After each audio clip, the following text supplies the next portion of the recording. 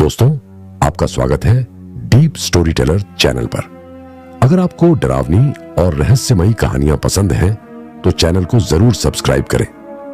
आज हम लेकर आए हैं एक सच्ची और रोंगटे खड़े कर देने वाली कहानी जो आपको सोचने पर मजबूर कर देगी कि अंधेरी सड़कों पर अकेले सफर करना कितना खतरनाक हो सकता है। आज मैं आपको सुनाने जा रहा हूं एक ऐसी सच्ची, डर और रहस्य से भरी दास्तान जिसे सुनने के बाद आप किसी सुनसान घाटी में रात के समय ट्रक रोकने से पहले 100 बार सोचेंगे, क्योंकि यह कहानी है एक ऐसी पिशाचिनी की जो आज भी कालीसरिता की गहरी घाटियों में भटकती है और जिसकी सवारी बनना मतलब मौत से खेलना। कहा जाता है जिस ट्रक पर वो बैठ जाए उसका सफर कभी सुरक्षित मंजिल तक नहीं पहुंचता। चलिए कालीघाट घाटी की उसी रात में लौटते हैं जहां मेरी जिंदगी की सबसे भयानक सवारी शुरू हुई थी। मैं अरुण मिश्रा पिछले 15 साल से ट्रक चलाते हुए सड़कों की धूल पी रहा हूं। कालीघाट घाटी की तंग घुमावदार सड़कों पर रात के सन्नाटे में इंजन की घरघराहट ही मेरा साथी होती है और उन पलों में आदमी अपने आप से बातें करता है, डर को पी जाता है। लेकिन उस रात जो हुआ उसने मेरी रूह तक जमा दी, क्योंकि अंधेरी घाटी में उतरते हुए अचानक एक तेज झोंके ने खिड़की की छिड़ी से मेरी गर्दन को ठंडा कर दिया। मैंने हेडलाइट के पीले घेरे में सड़क को देखा तो लगा जैसे पेड़ों की छाया सांप की तरह लहरा रही हो।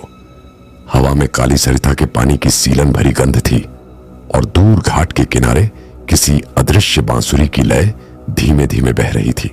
मैं स्टीयरिंग पर झुका, बस यही सोच रहा था कि जल्दी से घाट पार करूं और शिवपुर पहुंचकर ट्रक रोक दूं। तभी पीछे के केबिन के दरवाजे की हल्की चरमराहट सुनाई दी। मैंने रियर व्यू मिरर में झांका तो दिल जैसे उछलकर गले में अटक गया। केबिन की पिछली सीट पर कोई बैठा था। मैंने हड़बड़ाकर ब्रेक नहीं मारा, क्योंकि घाट में ब्रेक मारना मौत को बुलाने जैसा होता है। हिम्मत करके पूछा, कौन कौन है पीछे? तभी एक नरम बेहद औरतियां आवाज आई, भैया मुझे शहर तक छोड़ दो, रात को अकेली फंस गई हूं। मैं सिहर गया। इतनी सुनसान जगह पर इतनी रात गए। कोई औरत, फिर भी ड्राइवर का दिल कभी कभी इंसानियत दिखाई देता है। मैंने धीमी आवाज में कहा, अरे बहन जी आप यहां कैसे? उसने कोई जवाब नहीं दिया, बस हल्का सा हंसी। वही हंसी मेरी रगों में बर्फ की शिवपुर बनकर दौड़ गई, क्योंकि शीशे में उसकी परछाई दिखाई ही नहीं दे रही थी। मैंने हेडलाइट की पीली चमक में डैशबोर्ड के सामने वाले शीशे को देखा तो साफ था मेरे पीछे कोई परछाई नहीं। दिल तेज धड़कने लगा, उंगलियां स्टीयरिंग पर पसीने से भीग गई। फिर भी ट्रक मोड़ता हुआ घाटी में उतरता गया और मैं बार बार सोचता रहा, शायद नींद की थकान में देख रहा हूं। लेकिन तभी उसकी सांस मेरे कान के बिल्कुल पास महसूस हुई, इतनी ठंडी कि मेरी रीढ़ की हड्डी में सेंध दौड़ गई। उसने धीमे से कहा, डरिए मत, बस शहर पहुंचा दीजिए, मैं किसी को नुकसान नहीं करूंगी। उसके लफ्जों में अजीब सा खिंचाव था, जैसे कोई सम्मोहन। लेकिन मेरी नजरें अब उसके हाथों पर अटक गईं जो दरवाजे के पास रखे थे। उंगलियां बेहद लंबी, नाखून असामान्य रूप से तेज और काले। मैंने खुद को संभालते हुए इंजन की गड़गड़ाहट में दिल की धड़कन दबाने की कोशिश की। तभी ट्रक की हेडलाइट ने सड़क के मोड़ पर खड़े मंदिर के ध्वज को दिखाया। घंटियों की झंकार दूर से आई। उसी पल मेरे कानों में फुसफुसाहट गूंजी, घंटियों की आवाज मुझे चुभती है। औरत ने अपनी आंखें धीरे धीरे मेरी ओर मोड़ी। मैं स्तब्ध रह गया। उन आंखों में पुतलियां गायब थीं, बस काली गहराई थी जैसे घाटी की रात। हंठ हल्का उठे तो लंबे खून से सने से प्रतीत होते दांत झलक गए। मेरा हाथ स्टीयरिंग पर जकड़ गया। ट्रक खतरनाक मोड़ पर था। ऊपर से दिल में बवंडर पर दिमाग कह रहा था, कहीं भी ब्रेक मत मारना वरना घाट में गिर जाओगे। हवा अचानक बेहद ठंडी हो गई, मानो ट्रक के अंदर बर्फ भर गई हो। इंजन की गर्मी भी गायब। हर सांस भाप बनकर निकल रही थी। मैंने हिम्मत करके राम का नाम मन ही मन जपा। तभी औरत ने अचानक झुककर मेरे कान में कहा, अरुण तुम्हें डर क्यों लग रहा है? मैं तो बस सवारी हूं। मेरा नाम उसने कैसे जाना? मैं तो बतलाया भी नहीं था। यही सोचते हुए मैंने शीशे में फिर झांका। सड़क का मोड़ करीब था। ब्रेक हल्का लगाया ही था कि उसके हाथ मेरे हाथ पर आ गए। बर्फ जैसे ठंडे उसकी पकड़ इतनी मजबूत कि मेरी उंगलियां शून्य हो गईं। उसने लगभग फुसफुसाते हुए कहा, ब्रेक मत मारो, मुझे शहर पहुंचना है। उस पल मेरी समझ ने जवाब दे दिया।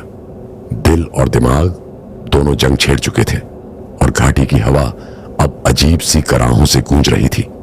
ट्रक घाटी की सांप सी बल खाती सड़क पर और नीचे उतर रहा था और मेरे हाथ अब भी उसके बर्फ जैसे ठंडे हाथ की पकड़ में जकड़े थे। मैं चाहकर भी स्टीयरिंग से हाथ नहीं छोड़ा पा रहा था। काली सरिता का पानी कहीं गहरे अंधेरे में बह रहा था और उसकी हल्की गरजती आवाज अब मेरी सांसों से टकरा रही थी। मेरी कनपटियों पर पसीने की शिवपुर फिसल रही थी, मगर अंदर पूरा शरीर सर्द पड़ चुका था। उसने मेरे कान में फिर वही मधुर मगर अजीब सी गूंजती आवाज डाली, अरुण मत डरो, मैं बस थोड़ी दूर तक तुम्हारी संगिनी हूं, फिर लौट जाऊंगी। मैंने मन ही मन दुहाई दी, हे भोलेनाथ, यह कैसी संगिनी है जिसकी परछाई ही नहीं दिखती और जिसकी सांस ठंडी बर्फ की तरह सीने को काटती है। लेकिन घाटी की रात इंसान को सोचने का वक्त नहीं देती, क्योंकि अगले ही मोड़ पर सड़क इतनी समकरी थी कि 1 इंच की चूक ट्रक को सीधे खाई में फेंक देती। उसकी काली पुतलियों की जगह गहराई देख मैंने नजर मोड़ ली और मन ही मन सोचा कि हिम्मत रख अरुण, इंजन को सीधा रख, नहीं तो यही घाटी आखिरी ठिकाना बना देगी। अचानक उसने अपना दूसरा हाथ डैशबोर्ड पर फेर दिया, जहां भगवान शिव की छोटी सी तस्वीर लगी थी। तस्वीर हल्की सी कांपी जैसे हवा के झोंके से, और उस क्षण उसके चेहरे पर विकराल झलक, उभरी होंठ और भी फटकर लंबे नुकीले दांत दिखाने लगे। उसने दबे सुर में कहा, मंदिर की घंटियां, मंत्र, यह सब मेरे लिए जहर है। अरुण, तुम इन्हें मत छुओ। मेरी रगों में सेंध दौड़ गई, पर किसी तरह होठों को खोलकर बोल पाया, बहन जी, आप आखिर हैं कौन और रात के सन्नाटे में कहां जाना चाहती हैं?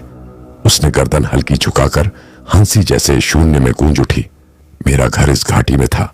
100 बरस पहले जब मुझे धोखा देकर मारा गया, तब से शहर की तरफ जाने वाली हर गाड़ी पर सवार होती हूं।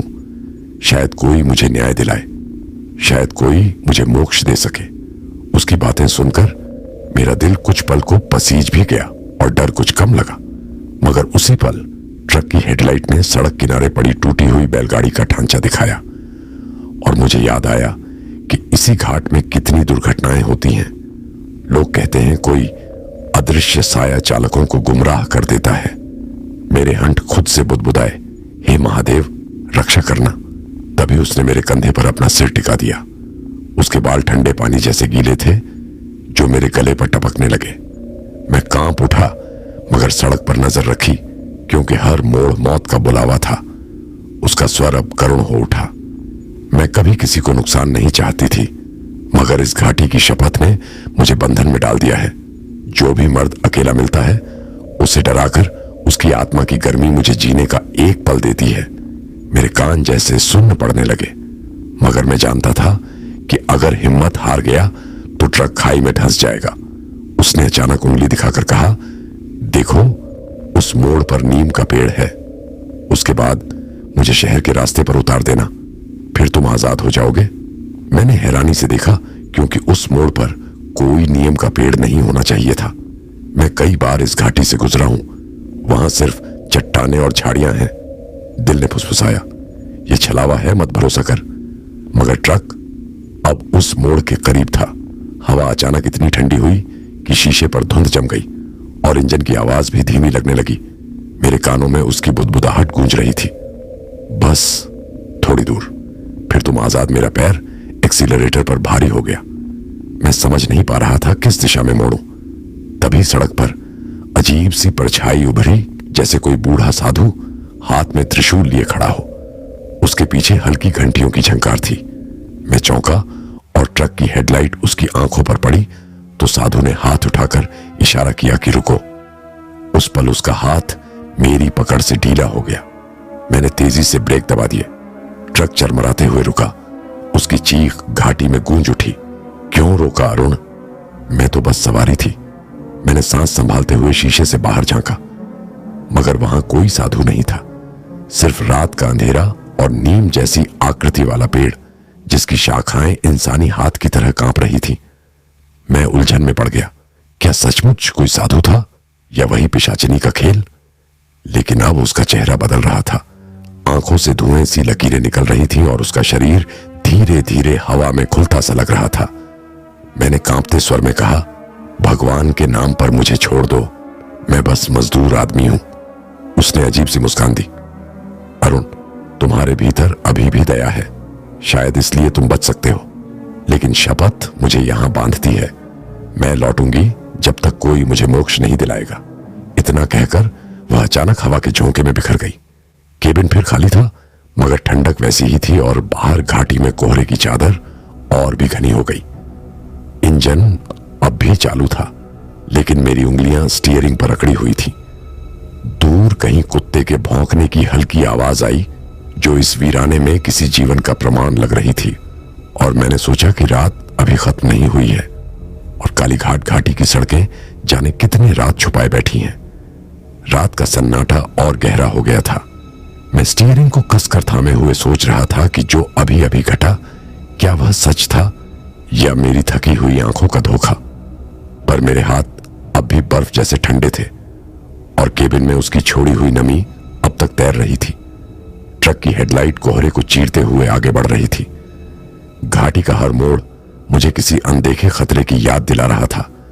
दिल बार बार कह रहा था कि शहर पहुंचते ही किसी ढाबे पर ट्रक रोक दूं और पूरी रात जागकर भगवान का नाम लूं। मगर कालीघाट घाटी इंसान को सांस लेने तक का मौका नहीं देती। अगले ही मोड़ पर सड़क और संकरी हो गई और नीचे काले अंधेरे में बहती नदी की गरज बढ़ गई, जैसे पानी किसी अदृश्य शक्ति से उफन रहा हो। मैं मन ही मन बुदबुदाया, हे भोलेनाथ, रक्षा करना। तभी अचानक ट्रक केबिन में ठंडी हवा का झोंका आया। शीशे पर धुंध जम गई और डैशबोर्ड की लाइट हल्की झिलमिलाने लगी। मैंने तुरंत कांच पोंछा और इंजन की आवाज पर ध्यान दिया। पर उसी क्षण रियर व्यू मिरर में हल्की सी हलचल दिखी। दिल ने झटका खाया, क्योंकि पिछली सीट पर धुंधली परछाई जैसी कोई आकृति बैठी थी। उसकी देह अब पारदर्शी लग रही थी, मगर चेहरे पर वही काली गहराई जैसी आंखें। मैं कांप गया। होठों से बस राम नाम निकला। तभी उसके स्वर ने हवा को चीर दिया। अरुण, मैंने कहा था मैं लौटूंगी, जब तक मोक्ष नहीं मिलता मैं भटकती रहूंगी, तुम अब अकेले नहीं हो। उसकी आवाज में करुणा भी थी और डर भी। मैं समझ नहीं पा रहा था कि भागूं कहां। इंजन की गड़गड़ाहट घाटी की कराह में बदल चुकी थी। वह आकृति धीरे धीरे स्पष्ट होती गई। उसके हाथ अब खून जैसे लाल लग रहे थे, बाल हवा में बिखरे थे। मैंने कांपते स्वर में कहा, मुझे क्यों चुना तुमने? मैं तो बस मजदूर ड्राइवर हूं। उसने सिर झुकाया और फुसफुसाई, क्योंकि तुमने मेरा दर्द सुना।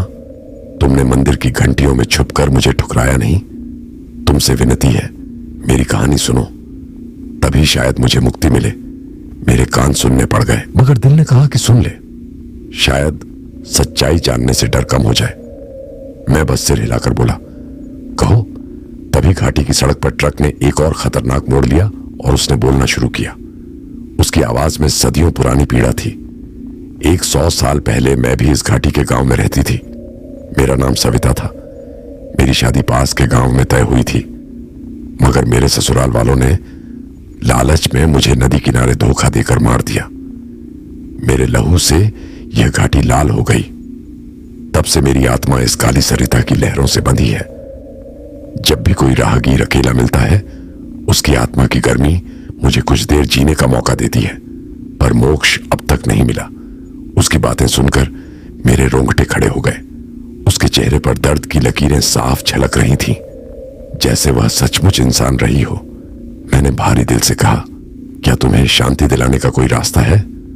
उसने कांपती आवाज में कहा, मुझे मेरे कातिलों की याद दिला दो। मुझे उस मंदिर तक ले चलो जहां से मेरी शादी का शंख बजा था। तब शायद यह बंधन टूटे। मैंने स्टीयरिंग पर हाथ कसते हुए सोचा कि यह रात मुझे कहां ले जाएगी। मैं घाटी की सड़क छोड़ शहर की तरफ जाना चाहता था, पर उसकी आवाज बार बार कह रही थी, वहां चलो जहां मेरी आत्मा रोती है। बाहर कोहरा और घना हो गया। इंजन की गरज मध्यम पड़ने लगी। हेडलाइट से बस 2 फुट आगे सड़क दिख रही थी। उसके गीले बाल फिर मेरे कंधे को छू गए। रीढ़ की हड्डी में बर्फ की लकीर दौड़ गई। उसने आंखें मूंद ली और फुसफुसाई, जल्दी करो, सुबह होने से पहले मुझे उस मंदिर तक पहुंचना है, नहीं तो मैं फिर 100 साल भटकूंगी। उसकी इस बात ने मेरे भीतर अजीब सी जिम्मेदारी जगा दी, जैसे मैं ना चाहकर भी उसकी मुक्ति का वाहक बन गया हूं। और कालीघाट घाटी की रात अब रहस्य और दर्द की दास्तान बनकर मेरे सीने पर बैठ गई थी। रात अब आधी से ज्यादा बीत चुकी थी, मगर घाटी का अंधेरा और भी भारी हो गया। मैं ट्रक की सीट पर झुककर स्टीयरिंग पकड़े रहा और महसूस किया कि दिल की धड़कन इंजन की गरज से ज्यादा तेज हो गई है। कोहरा शीशे पर बर्फ के धब्बों जैसा जमने लगा और काली सरिता की ठंडी हवा फेफड़ों को छेद रही थी। मेरे कानों में उसकी धीमी रुलाई गूंज रही थी, जैसे सदियों का दर्द इन पहाड़ों में कैद हो। उसने धीमे स्वर में कहा, अरुण, मुझे वहां पहुंचा दो जहां मेरा सपना टूटा था, तभी यह पीड़ा खत्म होगी। उसकी आवाज में इतनी करुणा थी कि मेरे भीतर का डर कुछ पल को पिघल गया। लेकिन फिर याद आया कि यह कोई साशिवपुरण औरत नहीं है। उसके दांत, उसकी काली गहराई जैसी आंखें, बर्फ जैसे हाथ, सब मुझे चेतावनी दे रहे थे। फिर भी मन में एक अजीब दया उभर आई। मैं बोला, तुम कहो मंदिर कहां है? मैं कोशिश करूंगा पहुंचाने की। उसने अपनी पारदर्शी सी उंगली आगे की सड़क की ओर बढ़ाई। घाटी के अंत में नदी का मोड़, जहां पीपल का पुराना पेड़ खड़ा है, उसके पीछे टूटा हुआ शिवालय है। वहीं मेरी यादों का स्थान है। मैंने गहरी सांस ली और इंजन को दूसरी गियर में डालते हुए घाटी की चढ़ाई छोड़कर उस संकरे रास्ते पर बढ़ा जो शायद सालों से किसी ने इस्तेमाल ना किया हो। पत्थरली सड़क पर पहियों की चरमराहट घाटी में गूंजने लगी और पहाड़ की छाया में जैसे कोई अदृश्य आंखें मुझे ताक रही हो। उसका चेहरा अब भी धुंधला था, लेकिन उसके शब्द स्पष्ट थे। तेज मत चलो, इस राह में बहुत आत्माएं सोती हैं, इन्हें जगाना मत। यह सुनकर मेरी रीढ़ में बर्फ उतर गई। इंजन की आवाज धीमी कर दी और दिल में राम का नाम लिया। तभी सड़क के किनारे पुराने दीपक की पूजी लौ जैसा पीला उजाला दिखा। मैंने गौर से देखा तो 2 पत्थर के खंभे खड़े थे जिन पर काई जमी थी। उसने फुसफुसाया, यही पुराना मार्ग है जहां से मुझे विदा कराने की तैयारी थी। उस दिन ढोलक बजी थी, शंख फूंका गया था और मेरी आंखों में सपने थे, पर लालच ने सब छीन लिया। उसकी बातों में इतना दर्द था कि मैं कुछ बोल ही नहीं पाया। बस ट्रक को धीरे धीरे उस पथरीली राह पर बढ़ाता रहा। हवा में अब अगरबत्ती की जली हुई हल्की सी गंध थी, जैसे कोई अदृश्य पूजा चल रही हो, या शायद इस घाटी की आत्माएं जाग उठी हो। मेरी हथेलियां अब भी पसीने से भीगी थीं। मैंने खुद को मजबूत करने के लिए मन ही मन शिव मंत्र जपना शुरू किया। तभी उसकी ठंडी हथेली मेरे हाथ पर आ टिकी और उसने रुलाई भरे स्वर में कहा, झप मत करो जब तक मैं सच न कह लूं, यह मंत्र मुझे चुभते हैं। मैंने सांस रोक ली और सन्नाटे में सड़क पर ध्यान टिकाया। उसकी आंखें अब आंसुओं से भरी लगीं जो हवा में बिखर रही थीं। उसने कहा, अरुण, क्या तुम जानते हो जब मुझे मारने ले जाया गया मैं गर्भवती थी? मेरे अपने ही मुझसे डर गए कि दहेज कम मिला है। उन्होंने मुझे नदी में धकेल दिया। मेरी चीखें इन पहाड़ों से टकरा कर लौटी, पर किसी ने सुना नहीं। उसकी बात सुनकर दिल कांप उठा। डर के साथ दया और गुस्सा भी मिला। मैं धीरे से बोला, बहन, तेरी आत्मा को शांति मिले, यही भगवान से प्रार्थना है। उसने आंसू पोंछने जैसी हरकत की, मगर उंगलियों से धुआं सा झरने लगा। उसने फुसफुसाकर कहा, अगर तुम मुझे उस शिवालय तक पहुंचा दो और वहां दिया जला दो तो शायद मेरी कैद टूटे। मैंने सिर हिलाया और ट्रक के बढ़ाया। सड़क अब लगभग पगडंडी बन चुकी थी। इंजन की गरज घाटी में गूंज रही थी और बाहर पेड़ों की परछाइयां भूतों की तरह डोल रही थी। मेरी पलकों पर नींद का नाम नहीं। डर और रहस्य ने नींद को कहीं दूर भगा दिया था और कालीघाट घाटी के इस अंधेरे में मैं एक अनजानी आत्मा का मार्गदर्शक बन चुका था। सुबह का पहला उजाला अभी घाटी तक पहुंचा भी नहीं था और मेरे ट्रक का इंजन उस पगडंडी पर धीरे धीरे रेंग रहा था। मैं बार बार पीछे देखता कि कहीं वह धुंधली आकृति फिर स्पष्ट ना हो जाए, पर अब वह मेरे बिल्कुल पास बैठी थी। उसकी आंखों में अनगिनत रातों का दर्द था। उसकी सांसें ठंडी लेकिन शांत थीं। उसने धीमे स्वर में कहा, अरुण, बस कुछ ही कदम और फिर मुझे चैन मिलेगा। उसके शब्दों में इतनी थकान थी कि लगा जैसे 100 बरस की भटकन उसकी आत्मा को थका चुकी है। सड़क अब लगभग खत्म हो चुकी थी। सामने टूटा हुआ पत्थर का घाट और आधा ढंसा शिवालय दिखने लगा। मंदिर की टूटी दीवारों पर काई और बेलें छड़ी थी और हवा में गीली मिट्टी की गंध थी। मेरी उंगलियां अब भी स्टीयरिंग पर जमी थी, पर मन में आशा जागी कि शायद यह अंत है। मैं इंजन बंद कर ट्रक से उतरा। हवा बर्फ जैसी थी, सांस से भाप निकल रही थी। उसने फुसफुसाया, दिया जलाओ अरुण और मेरा नाम लो, तभी मैं मुक्त हो पाऊंगी। मेरे हाथ कांप रहे थे, पर जेब से माचिस और तेल की छोटी शीशी निकाली जो हमेशा रास्ते की पूजा के लिए रखता था। टूटी सीढ़ियों पर चढ़ते हुए लगा जैसे हर कदम के साथ पहाड़ की चुप्पी और भारी हो रही है। मंदिर के अंदर शिवलिंग पर धूल और सूखी पत्तियां जमी थी। मैंने तेल डालकर दिया रखा, माचिस की तीली जलाई, लौ झपकी और फिर स्थिर हो गई। उसी क्षण उसकी आकृति और स्पष्ट हो गई। उसने दोनों हाथ जोड़कर शिवलिंग को देखा और आंखें बंद कर ली। उसके होठों से टूटी फूटी प्रार्थना निकली, हे भोलेनाथ, मुझे मुक्ति दो, मेरे पापियों को क्षमा कर दो, मेरी आत्मा को शांति मिले। मंदिर के चारों ओर अचानक हवा का तेज झोंका उठा। घंटियों की झनकार सी गूंज फिजा में फैली और शिवलिंग पर रखा दिया बुझने के बजाय और तेज चमकने लगा। मैंने देखा उसकी देह से धुएं सी परदें निकलने लगी। उसकी काली गहराई वाली आंखों में पहली बार नमी और सुकून दिखा। उसने मेरी ओर देखा और हल्की मुस्कान दी। अरुण, तुमने कर दिखाया, अब मैं इस बंधन से छूट सकती हूं। मेरी रगों में सेंध दौड़ गई, लेकिन डर की जगह अजीब सा सुकून आया। मैंने बस सिर झुकाकर बोला, भगवान तेरी आत्मा को शांति दे। उसी पल उसकी देह हवा में घुलने लगी जैसे कोहरे की लहरें नदी में समा रही हों। उसके अंतिम शब्द घाटी में गूंजे, तुम्हारा उपकार रहेगा अरुण, मैं अब चैन से सो सकूंगी। और फिर सब शांत हो गया। मंदिर में बस दिए की लौ डोल रही थी और बाहर घाटी पर हल्की रोशनी उतर रही थी। मैं वहीं सीढ़ियों पर बैठ गया। दिल की धड़कन अब भी तेज थी, पर भीतर भारीपन उतर गया था, जैसे किसी ने सदियों का बोझ कंधों से हटा दिया हो। नदी की तरफ देखा तो सूरज की पहली किरण पानी पर सुनहरी लकीर बना रही थी। पहाड़ों की चोटी पर पक्षियों की चहचहाट लौट आई और हवा की ठंडक अब भयानक नहीं लग रही थी। मैंने ट्रक की ओर देखा तो उसका इंजन स्थिर था, पर भीतर की खिड़कियों से आती सुबह की किरणों ने केबिन को उजला कर दिया। मन ने कहा, अरुण, यह रात भुलाने की नहीं है। यह सबक है कि इंसान की पीड़ा मृत्यु के पार भी गूंज सकती है। मैं ट्रक में बैठा स्टीयरिंग थामा और काली घाट घाटी की सड़क पर धीरे धीरे उतरने लगा। पीछे मुड़कर देखा तो टूटा मंदिर कोहरे में विलीन हो रहा था, पर मेरे भीतर उसकी मुस्कान का अक्स रह गया, जिसने मेरे डर को श्रद्धा में बदल दिया। और मैं बुदबुदाया, हे भोलेनाथ, अगर फिर कभी इस घाटी से गुजरूं तो यह स्थान उजला मिले, कोई और आत्मा न भटके। इंजन गरज उठा। पहिए पगडंडी छोड़ पक्की सड़क पर लौट आए। घाटी की दीवारें सूरज की रोशनी से सुनहरी होने लगी। मैं गहरी सांस लेकर आगे बढ़ा, सोचता हुआ कि शायद किसी आत्मा की मुक्ति में हाथ बटाना भी ईश्वर की इच्छा ही होती है। और कालीघाट घाटी की यह भयावह रात अब मेरी जिंदगी की सबसे गहरी याद बन चुकी है। उस रात की यह दास्तान हमेशा मेरे दिल पर खे गई। कालीघाट घाटी की अंधेरी सड़कें आज भी उस आत्मा की चीखें समेटे बैठी हैं। शायद कोई और ड्राइवर उसकी सवारी बने और उसकी अधूरी मुक्ति का हिस्सा बने। दोस्तों, यह थी आज की डरावनी कहानी।